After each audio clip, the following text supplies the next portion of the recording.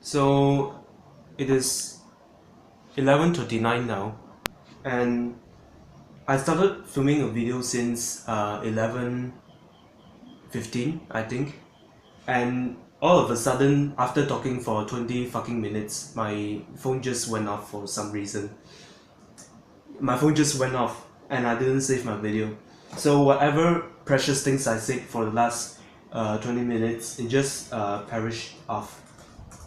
Alright, so I'm currently using my computer now.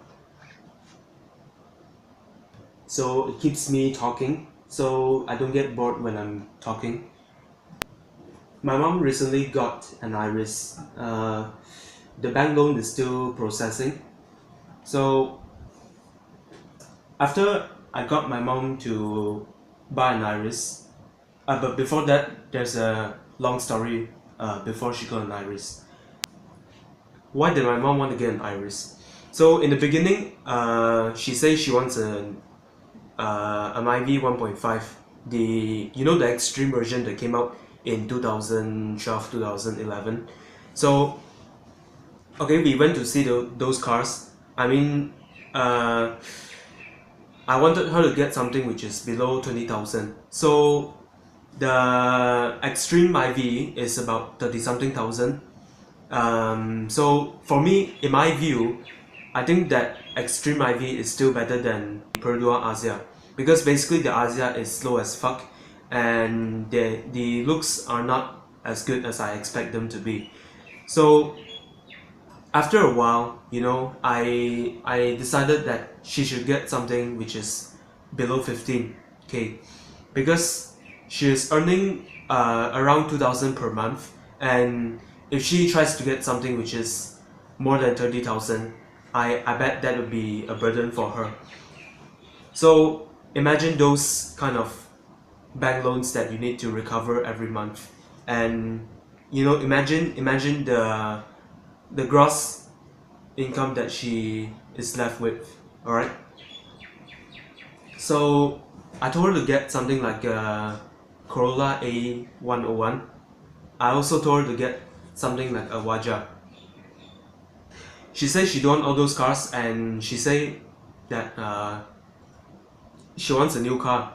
So I asked her, so you want a new car, right?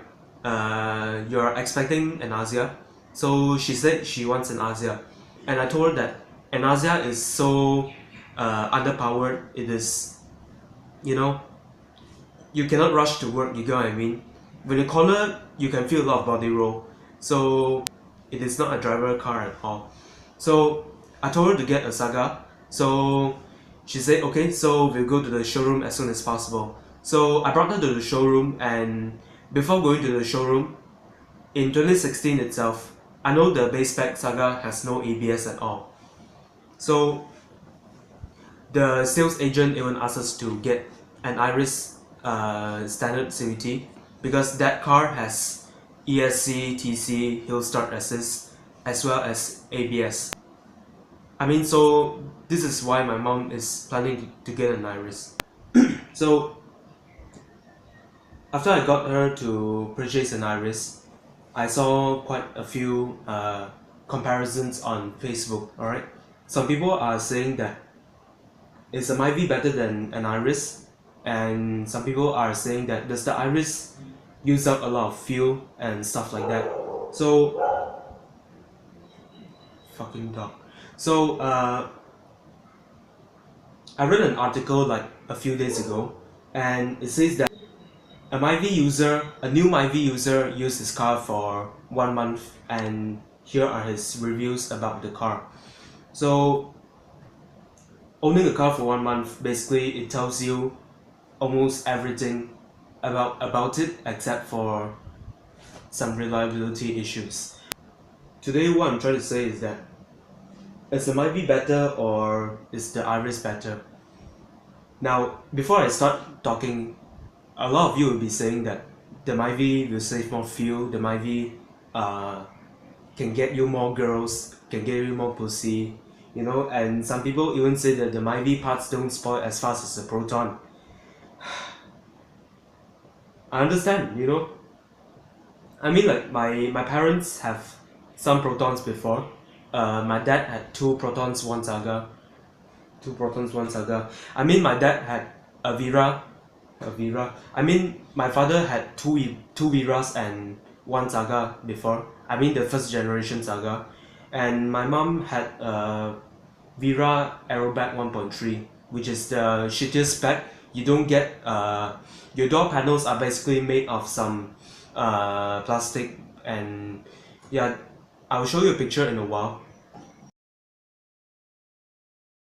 Among all these cars that my parents had, my dad had a good experience with his Saga, and for my mom's Vira, the rear wiper rusted and the metal bar just snapped off.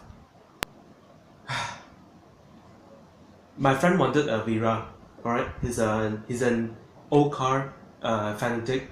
Basically, his mom didn't allow him to get a Vira or an Iswara because his mom had a bad experience with her previous Iswara. So my friend was very angry lah. You know, you cannot get your own dream car. But of course, my friend likes other cars like the old Toyota Corolla, AE92, the AE101, the KE70 Corolla.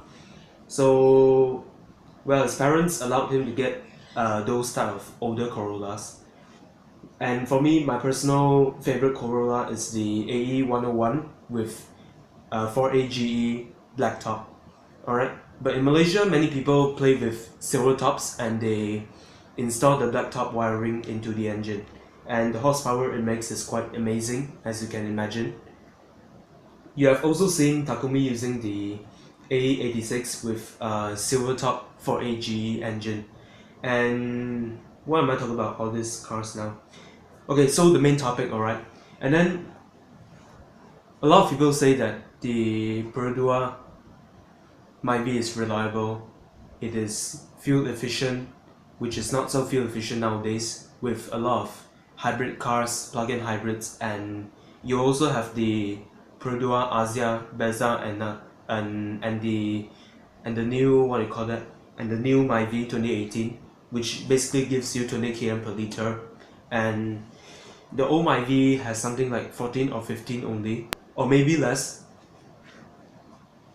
So I know Peroduas have been reliable like shit, but when you drive it on the road, the handling needs some sympathy. It is so unstable on the road. I know the fact that a Myvi is powerful, you know, like the Lucky Best Myvi, the first generation, which has the K3VE 1.3 liter engine by Daihatsu. I know all those DVVT shit you have been mentioning for years, but the thing is that you have all that speed, but you don't have any stability. Okay, if the video looks a bit strange, I'll show you what I'm doing. I told you that I'm using my computer, right? You can see. Okay, so now you can see my computer.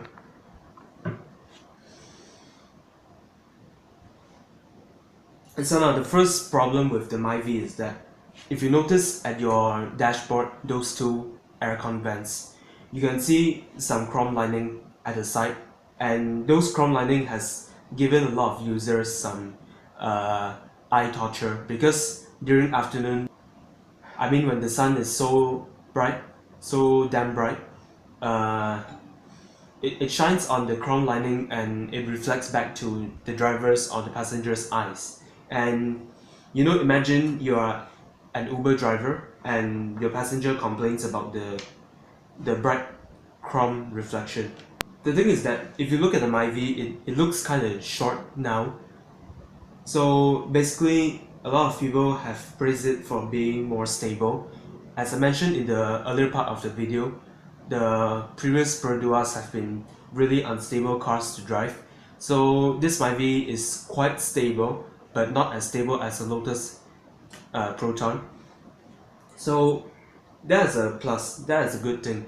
But the bad thing is that the car somehow is kind of stiff now, but previous Myvis have been quite comfortable to drive. So yeah, you get a bit of handling and a lot of discomfort. So let's talk about Lotus ride and handling that many Protons have, except for the Ertiga and except for the Pradana. For those people who want a comfortable ride and also an agile car to drive at corners, you should get a Proton. I'm serious, alright. Yeah, I know people who like to buy a Vios to Zhongbi. I know of people who like to buy a Honda City to show off at car meets. And I know those people who buy a Nissan Almera to act like they are driving a GT-R 35. Well, I mean, of course they are Japanese and sometimes they might not look beautiful, but the logo itself looks more beautiful than the car.